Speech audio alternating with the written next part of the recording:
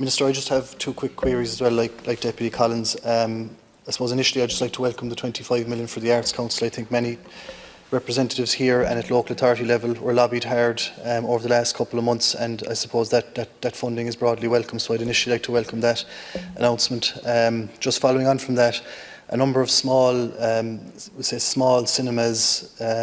theatres, local arts groups, art centres, an awful lot of these groups are obviously looking to reopen, post-COVID, and an awful lot of these groups would have charitable status and therefore might not be eligible for the government's current the programme that's been run in terms of the rents rebate and all that. So I was just wondering if any facility is being opened for those groups specifically, particularly if they don't qualify, if they haven't paid rent or rates in the previous year in 2019. We all know the importance of the arts, specifically in this period. Many of us that would attend, small cinemas and local theatres, obviously miss that form of entertainment. And as soon as we can get those buildings retrofitted and kitted out for life post-COVID, I think it will be most welcome. So I was just wondering what steps that your department are taking in allowing that to happen. Second thing I'd like to mention is we have a bird sanctuary in Gaeltacht, County Cork, called Harper's Island, and both through National Parks and Wildlife Service and Cork County Council, a great job is being done there. In terms of funding, it's protecting the birds that are there, predominantly winter birds, but there's also a local amenity walk now around it.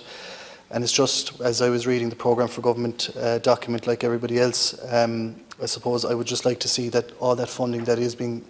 sidelined for greenways and that type of activity, I hope that will have a trickle-down effect for certain wildlife habitats like this, such as Harper's Island. Anybody in here that's come from a local authority background like myself, who spent 6 years in Cork County Council, know that we're great to talk about heritage, ecology, biodiversity, but when it comes to, I suppose, boots on the ground in each of the local authorities, like in Cork County, we have one heritage officer, we have one ecologist,